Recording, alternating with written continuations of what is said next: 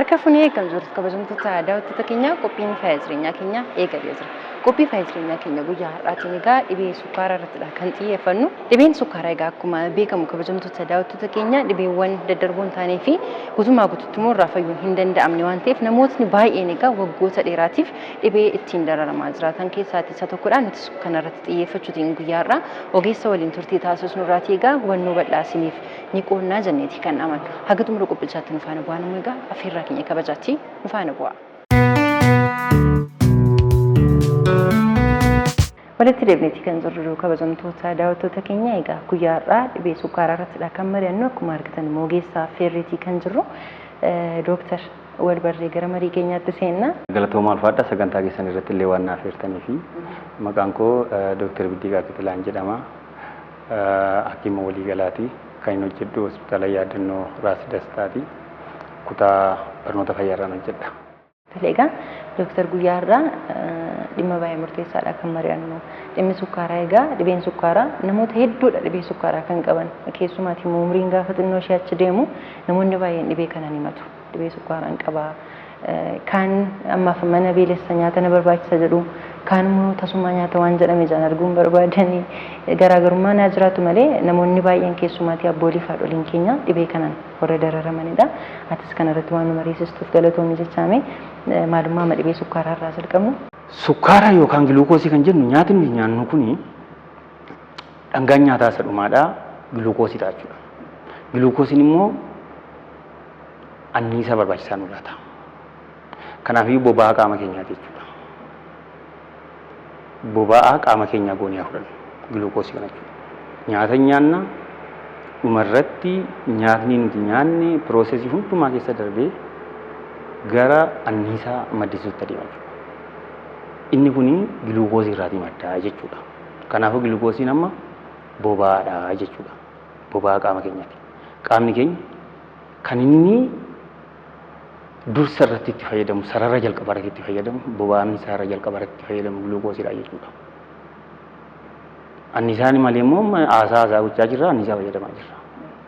Yeroo sochoonu yeroo adeemnu yeroo nyaanna illee daayijestii goonu hundi isaa anniisaa barbaada. Anniisaan hin jiru taanaan maal ta'an jechuudha. Namni yoo anniisaan qabatee amma fakkeenyaaf edda giluukoosiin qaama keenyaatti boba'ate amma gidduu kana fakkeenyaaf haa dubbannu lola ba'aa giddu galeessaa kanaan wal qabatee taa'aa jiru irratti boba'aan biyyoota baay'ee galaan jiru jedhamaa jira miti argaa jirra. Innaa konkolaataan boba'aan qabu taanaan maal ta'a? Hin dhaabbata. Nunis hin dhaabbanna jechuudha. Yoo giluukoosiin didee gara boba'aa coomaatti adeemaa gara pirootiinaatti adeema namni. Garuu sarara duraa irratti giluukoosii fayyadama. Kanaafiyyuu giluukoosiin dhangaa nyaataa nyaata nuti nyaanne isa dhumaati jechuudha. Isa reedii meedii keessa anniisaa maddisiisu. Giluukoosiin kuni hormoonii qaama keenya keessaa insulinii jedhamuun to'atama. Insuliniin hormooniidha. Hormoonii kana kan maddisiisu paankiraasii jedhama. Paankiraasiin kun afaan Oromootti rajii haa ta'u rajii na fakkaata. Rajiijii kana keessa seelota baay'inni isaanii muraasa ta'an beettaa seelii jedhaman insulinii kana maddisiisantu jiru. Insuliniin kuni kanaaf yooma paankiraasiin kuni indaastirii insulinii oomishuu jennee afuranii jechuudha. Insuliniin immoo giluukoosii kana seensi godha. Giluukoosiin qaama keenya keessatti hanga barbaadamuun olitti dhiiga keessa turuu hin qabu. Haga barbaadamu gadi buusuu hin qabu. Namni yoo boba'aan isaa yookaan giluukoosiin isaa gadi bu'e maal ta'a? Yaa ururii turuu kuteedhama namni hin kufaa of wallaalaa miti boba'aa qaama isaa keessaatu gadi bu'ee ka'a. Baay'ees immoo dabaluu hin qabu. Kanaafuu insuliniin haga barbaadamu giluukoosii yookaan sukkaara haga barbaadamu gidduutti qaama keenya keessatti tiksaa jechuudha. Seelii qaama keenyaa immoo yoo fudhanne mee fakkeenyaaf seelii qaama keenyaa immoo akka kilaasii kanaatti haa fudhannu. Insuliniin immoo giluukoosiin immoo ala jira jennu dhiiga keessa. Anniisaa barbaachisu sana maddisiisuudhaaf gara kutaa keessa gara seelii keessa seenuu qabaa jenna. Mee gibbii kanatu jira nama yoo kaatee nama biildingii kanaan yookaan fooqii ijaarsa kanaan gamoo kana fakkeessitee gamoo kana keessa kutaa kanatu jira jechuudha. Kanaafuu kutaa kana akka seelitti yoo fudhattee karaan koriidarii deemu dhiiga yoo ta'e dhiiga sana keessa immoo boba'aatu jira yoo ta'e boba'aan kun garuu anniisaa barbaachisu sana maddisiisuudhaaf gara kutaa kanaa ol seenuu qaba jechuudha. Gara kutaa kana seeneetu pirooses godhameetu anniisaa nu barbaachisu maddisiisa jechuudha. Kanaafuu yoo insuliin maal godha gaama giluukoosii kana dhiiga keessaa akka inni gara seelii seenu godha. Yeroo baay'atutti jechuudha sukkaara. Nyaata nyaannee sukkaaratu amma barbaadamu ol ta'e. Sukkaara amma barbaadamu ol ta'e kana maal godha jechuudha insuliiniin. Kanaafuu insuliiniin furtuudhaa jedhi qabata. Balbala kana kan ittiin bannee seenu gara seeliidhaa. Yeroo insuliiniin dhuftee kana bantu sukkaarri dhiiga keessa jiru maal godha jechuudha ol seenee jechuudha. Ifaadha yaadamu. Kanaafuu insuliiniin faabirikaa paankiraasii irraa maddisiifameetu sukkaara seensi godheetu kanaafuu balbala baneetu yookaan cufaa kilaasii kanaa baneetu seelii kana ol galchee jechuudha. Yeroo kana kan dhiiga keessa ala jiru maal ta'e jechuudha gadi bu'ee sirratee jechuudha sirra ol ka'ee jiru. Yaanni kun asirratti ifaadha taanaan insuliinii yoo maddisiifamee hafe sukkaara ol galuu danda'a? Dhiiga keessatti alatti hin baay'ate moo hin baay'anne? Hin baay'ate. Inni gaa taayippii 1 diyaabeetii isa jennu fidaa jechuudha. Eenyutu osoo maddisiin jechuudha? Paankiraasiitu osoo maddisiin jechuudha. Maal ta'ee rajiijiitu osoo maddisiin hafe? Maal ta'ee seelii insuliinii sana maddisiisutu duduwanii dhumanii dhiifudha. Sababa hin beekamne.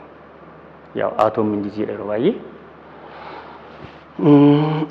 Yoo isaan achitti insuliiniin hin maddisiifamin hafee sukkaara kana kan seensi godhee yeroo inni dhiiga keenya keessatti ol ka'u gara seelii kanaatti gara kutaa kanaatti ol galchuu hin jiru waan ta'eef glukoosiin ol ka'e. Kanaafuu taayippii 1 diyaabeetis yookaan sukkaara gosa tokkoffaa isa jedhamu sana namni godhataa jechuudha. Yeroo baay'ee dargaggeessaa fi ijoollee irratti taa'u. Amma insuliiniin immoo jira. Insuliiniitu balbala kana banuu dadhabe. Seelii ol seenuu hin danda'a? Ol seenuu hin danda'u. Inni kun immoo taayippii 2 diyaabeetii isa jedhamudha jechuudha. So taayippii 1 faabirikaa isaatu oomisha insuliinii. Taayippii 2 yookaan gosa lammaffaa faabirikaan isaa oomishaa jira. Garuu insuliinii sanatu yookaan furtuu ittiin balbala banatanii ol seenan gara seelii ol seenan kanatu ligidooftee yookaan hojjechuu diddee balballi isaa banamuu didee jechuudha. Reezistaansii fereferaa reezistaansii isa jennu jechuudha. Kuni gaamma taayippii 2dha. Inni marrattaasaa jiru kun jechuudha. Sukkaarri taayippii 1 jennee amma taayippii 2 jedhee si ibseera. Kabiraan immoo yeroo ulfaallee dhufu jira. Gestational diabetes. Inni kun sababa hormoonii yeroo ulfaa baay'inaan oomishamantu akka insuliinii hin hojjenne bilookuu godhu insuliinii dhorkuu. Inni kun immoo gaafa ulfisuun raawwatee ishee mucaa deessee jettu namoota baay'ee keessatti hin fooyya'aa jechuudha. Warra kana sana irratti taasifna jechuudha. Tariitii garuu dooktaratu irraanfanneen darbiin asumatti lakkoofsumti sukkaarri baay'ina keessa dhiiga keessaa gadi bu'eera yookiin immoo ol ka'eera jedhamu suni lakkoofsonni sirriin tarii meeqa ta'uu qaba? Ibsituu yookaan safartuu garaa garaa qabna. Amma fakkeenyaaf namni tokko afaan buleetiin ka'ee nyaata nyaatiin ganama safaratee 126 isaan olti yoo ta'e garuu yeroo tokko qofa safarree miti. Atleast yeroo lama safarree 126 isaan ol yoo ta'e sukkaara qabaa jennaa jechuudha. Garuu immoo ganaa immoo sukkaara isa gosa tokkoffaadha immoo isa gosa lammaffaadha inni immoo qooduu nu barbaachisa jechuudha. Tokko isa afaan buleetti sitti himaa jira. Kabiraan immoo namni tokko akkuma sila jette mallattoolee silaa kilaasikaal ta'an kilaasikaal siimtam warroota ta'an mallattoolee warroota sirriitti sukkaara ta'uu akeekan eebuu bishaan dheebuu, bishaan ammaa nama guursisuu, fincaan ammaa nama deddeebisuu, nyaata ammaa nama beelessuu fi sukkaara isaa immoo yeroo safartutti 200 isaa ol yoo ta'e kunis sukkaara diyaagonoos gochuu dandeessa yookaan sukkaara qabachuu dandeessa. Kabiraan immoo heemogiloobiin A1C kan jedhu jira. Inni immoo kan ji'a 2 hanga 3 kuufama sukkaaraa qaama keenya keessa jiru agarsiisa. 6.5 fi isaa ol yoo ta'e yaa sukkaara qabaa jechuu dandeessu. Kanaafi namni dhaqee kan gochuu qabu namni dhaqee iskiriin ta'uudha malee yaa manatti ofiisaatii yemmuu namni waraanee of ilaalee yaa ani qabaaf hin qabu keessa galuun qabu jechuudha yeroo lumaa gala ogeessa bira deemuu qaba namni. Mee dooktar yeroo baay'ee namni gaafa akka malee furdatu dhibee sukkaaraa waan qabuufdha jedhama. Nama furdatu dhibee sukkaaraaf saaxilama moo dhibee sukkaaraatu furdina qaamaa yookiin ulfaatina qaamaa gar maleetiif nu saaxila? Furdachuun haala malee dhibee sukkaaraa sitti fida. Keessumaa isa gosa lammaffaa. Nama dhukkubni gosi jalqabaa sun gosi tokkoffaa kan ta'etu waan deemi qabate immoo gaafa torbe tokko keessatti kiiloon isaa hir'ata. Yeroo baay'ee ijoollee laaqasa kun. Isa sana ga'eessotaaf isaa olii dhiyaati. Gosa lammataa. 35 isaa ol. Jedhi dhiyaati. Isa kana immoo 35 isaa gadi. Kanaafuu isaan sun ijoolleedha. Akkuma qabamanii maaliif qaamni isaanii akkuma silasitti insuliiniitu hin jiru miti. Insuliiniitu oomishamaan jiru miti jira. Sukkaarri aluma dhiiga keessa jiran miti. Gara kutaa kanaa gara seelii waliin seenu miti. Fakkeenya sila kaasisaa gara sana yaadattoo ta'e. Qaamni keenya kamitti yaada? Starvation yaada jechuudha. Bakka seeliin itti sukkaara ol seenaan jiru anniisaan barbaachisaa ta'e maddisiifamaan jiru giluukoosiin qaama keenya keessatti anniisaan xiqqaadha jedhee waan yaaduu fi gara cooma nyaachuutti ce'aa jechuudha gara faattiitti ce'aa jechuudha. Ofiisaa nyaataa jechuudha. Self breakdown caccabsuu jalqabaa kun immoo kiiloo namaa maal godha jechuudha? Gadi buusa. Kanaafidha jechuudha type 1. Kanaafuu type 1 kiiloo namaa gadi buusee fudhadhu torbanuma tokko keessatti huqqisa. Guyyaa baay'ee miti torbanuma takka. Type 2 immoo numatu umuriin 40 ol darbaa deeme 40 ol hin jedhu umurii 40 ol taanaan namni riskii hin jedheera. Umurii 40 ol darbutti asirratti immoo kiiloon immoo guddachaa deeme immoo type 2 sana namatti fide jechuudha namatti fidaa jechuudha. Yeroo baay'ee namootni dhibee sukkaaraa wajjin jiraatanii dhaqni isaanii balaa kamiiniyyuu akka hin dhiignee fi baay'ee of eeggannoon taasifamaa fi isaanis of eeggannoon taasisu. Nama isa kan biraarra yookiin immoo nama isa dhibee sukkaaraa wajjin hin jiraanne irraan alatti midhaan dhiiguun tariitii miilas ta'uu danda'a wayirra hojjetamee sababa garaagaraatiin dhaqni dhiiguun kuni namoota dhibee sukkaaraan jiraatan irratti balaa hamaa gara biraa qaqqabsiisu qaba addatti. Walumaa galatti sukkaarri maal nutti fida kan jedhudha kan achi keessatti deebi'a gaafin kun sukkaara yoo yaalamuu dhisne sukkaarri dhiiga keessatti baay'ate hidda dhiigaa keessa ciisee jechuudha. Kanaafuu gara kalee dhufa kaleen giraajuwaalee akka feel godha. Narviin namaadha akka laamshoo yookaan akka hin dhageenye godha. Narvii jechuun bakka alertii siisteemii qaama keenyaati. Maaltu qaama keenya keessatti gaggeeffamaa akka jiru narviitu sammuu keenyatti hima. Kanaafuu internal networking jechuudha qaama keenyaa kan ittiin kutaa qaama keenyaa keessa jiruuf ala jiru koordineet godhuudha jechuudha narvoonni. Kanaafuu narvoonni kun sukkaarri kun dhiiga keessatti baay'achuu irraatiin kan ka'e hin miidhamu. Hojii isaanii hojjechuudhaaf yeroo kana qaamni namaa maal ta'a inadoodha. Dhukkubbii ittiin dhaga'amu. Kanaaf amma yoo kophee isin qabuun kaawwatinaa jenna. Yoo kophee isaan qabu kaawwatan yeroo kopheen isaan muru hin dhaga'ani. Yoo karaarra yeroo deemanii waa isaan baqaqsee hin dhaga'ani. Mana galanii yookaan takka turanii miilla isaanii qaqqabanii yeroo ilaalan yookaan miilla isaanii qatan madaa irratti arge kan ammoo yoo akkasuma ta'e jechuu jalqabu. Gaafa madaan hin dhaga'ani. Madaa immoo hin fayyu. Maaliif sukkaarri baay'eedha. Miti sukkaarri baay'eedhaan kan ka'e tokko salphaadhumatti infekshiniin jarmiileen akka sooratanii jiraatan godha infekshiniin gaafa sana qabu. Lammaffaa immoo hidda dhiigaa keessatti sukkaarri hidda dhiigaa miidhee dhiphiseera. Hidda dhiigaa sana miidhee dhiphisuudhaan kan ka'e gara madaa sanaa kan naqan hiddi ujummoon dhiigaa waan dhiphataniif dhiiga sirriitti achiin hin ga'an. Dhiiga sirriitti achiin hin ga'an jechuun seelotni dhiiga keessa jiran immuunity siistemiin infekshinii sana faayit godhan achi ga'uu hin danda'an. Yoo daandiin karaatti cufamee hiddi dhiigaa dhiphatee baay'ee dhiphatee duudeera dhiigni sirriitti akka garaatti achi keessa yaa'u tokkoffaa seeliin lafa sanatti miidhaman insulinii giluukoosiidhaaf oksijiinii seeraan hin argatanii biikoos daandiin dhiphateera. Hidda dhiigaa ujummoo dhiigaa keessa immoo seelonni dhiigaa adiidhaa jiru kan infekshinii faayit godhanii isaanillee seeraan achi ga'anii infekshinii sana akka isaan faayit hin goone godha. Sadaffaa immoo dhiiguma dhaqoona keessa immoo qaama nama sanaa keessa immoo gulukoosiin baanaan kan ka'e infekshiniin akka babal'atu godha jechuudha. Kanaafidha jechuudha kan nama sakaan. Kanaaf sukkaarri walumaa gala onnee hojii dhaabsisuu danda'a. Istirookii namatti fiduu danda'a. Dhiigni mataa keessatti kan taruu danda'a. Qaamni namaa walakkaadhaan paralaayisii gochuu danda'a. Onnee namaa akka hojii dhaabu gochuu danda'a. Maayikooraal infirakshinii namatti fiduudhaan, MI namatti fiduudhaan jechuudha. Kaleen namaa hojii akka dhabaa deemu dhumarratti akka hojii dhaabu gochuu danda'a. Adagaan tokkotu namarra hin ga'iin miilli namaa, lukni namaa akka namarraa citu gaangiriinii uume nan tiraawumaatik amputeeshin akka ta'u gochuu danda'a. Iji namaa agartuun namaa akka badu gochuu danda'a. Tole egaa amma gara xumuraatti fidaa jirra. Yeroo baay'ee kan marfeedhaan lilmoodhaan kan waraannatamu jira, kan liqimsamu jira, kan hin beeknes immoo tarii jiraachuu danda'a yaalli isaa. Garuu yeroo tokko tokko hanqina yaalarraas haa ta'uti namootni dhibee isaa sukkaaraa isaan qaban sanaa fi yaalli isaan fudhachaa jiran sun yeroo inni itti maachiin goone jira. Yeroo tariitii sirumaa sukkaara isaanii akka malee gadi buusu yookiin immoo asii ol gaafanni akka malee baasus akka tasaa namoonni erga kufanii booddee dawaan yeroo jijjiiramuuf qorichi yeroo jijjiiramuuf hin argina. Mee kun akka misunderstandingiin kun akka sirratuu fi sakkamtu sakkamiif ta'ee gaarii ta'a yaala isaa kanaan wal qabsiisiin dhugaasi.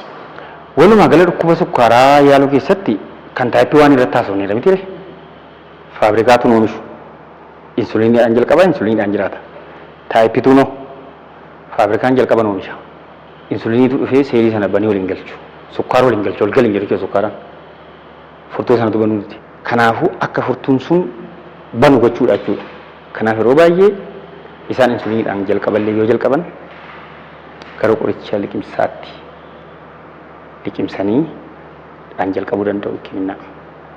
Yaala isaanii iddoo qoricha liqimsaadhaatiin eegalanii booda ooltee bultee garuu kan sanas garuu insuliiniidhaatti garuu injekshinii dhaqa dhumarratti waggaa muraasa booda. Sababi isaas insuliinii seeliin paankireesii beetaa seeliin gaafa oomishanii insuliinii kana mana banuu didee miti jalqaba manatu banuu didee miti rakkoo insuliinii ta'anii waa yaadanii insuliinii baay'ee oomishu over performing godhu over produce godhu doozii dabalanii akka inni balbalicha cabseellee ta'u kuteellee ta'u banee gilukoosii ol galchuu godhu dhiibanii galchuu jechuudha. Kanaaf insuliinii hanga oomishuu qabanii ol oomishu jechuudha doozii isaa dabalu. Yeroo kana pirootinii kan biraa duukaa oomishaa deemu. Pirootiiniin sun garuu achuma ciisaa isaan keessa dhumarratti inni isaan gubee seelota sana dadhabsiisaa fixaa deema. Dhumarratti oomishni isaa dhaabbataa jechuudha xiqqaataa jalqaba peripheral resistance qaamatu insuliiniidhaaf ajajamuu didee kanaafuu akka qaamni insuliiniidhaaf ajajamuuf insuliinii baay'inaan oomishanii insuliinii gaafa baay'inaan oomishanii insuliinii baada pirootiinii kan biraa oomishamutu jira. Keemikaala jedhi yaadi inni immoo achuma isaan keessa ciise seelonni sun dhumarratti warri insuliinii baay'inaan oomishaa turan sun dadhabaa dhumataa deemu. Kanaafiyyuu dhumarratti nama sana maaltu barbaachisa jechuudha deebisee insuliiniitu bakkeetii isa barbaachisaa jechuudha alarraati akkuma kan taayippii waan ta'a jechuudha. Dooktar dhibeen sukkaaraa guutummaa guutuutti qoricha fayyisuu argateera jedhamaa jira. Dhugaadha moo odeeffannoo sobaati? Oduun akkas deddeemu yeroo garaa garaatti dhaga'ama. Waggaa 5 duras namni akka dubbatu jira. Yeroo inni as bahee lafarra bu'u hin argine. Kanaafi anama sukkaara akkamittiin akka dhufu bifa namaaf galuu danda'a jedhee yaaduun ibseedha. Egaa sukkaara guutumaa guutuutti kan fayyisu yookaan beettaa seelii sana fiduudha warra taayippii waaniidhaaf. Isa paankireesii keessaa bade sana. Mitiire?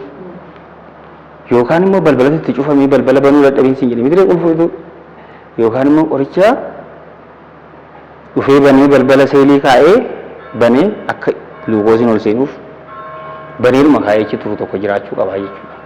Isa kanadhaa jechuudha qoricha sana. Yoo ta'e eegaa saayinsiin it is evolving in jijjiirama. Amma wanti baay'een gara fuulduraatti uumamuu danda'a.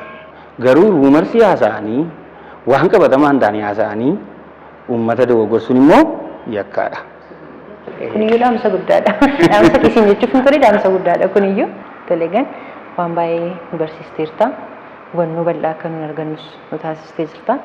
Hawaasa kee waan barsiisteef baay'ee galatoomii isin jechuun barbaada. Galatooma alfaadha isinillee walumaa gala kana jechuu barbaadu. Warroonni dhibee sukkaaraatiif warroonni dhibee sukkaaraatiif qorannoon godhatiin jirtanii qorannoo taasifadhaa. Of beekaa. Warroonni akka qabdan beektanii hordoffiirra jirtanii garuu hin to'annee sukkaara keessan to'adhaa. Warroonni immoo hordoffii isaa jalqabdanii addaan kuttanii isinitti hin guyyaaniiti deebi'aatii hordoffii keessan itti fufadhaa jechuu barbaada dhumarratti. Baay'ee galatoomii ulfaadhu. Galatoomaa isinillee ulfaadhaa.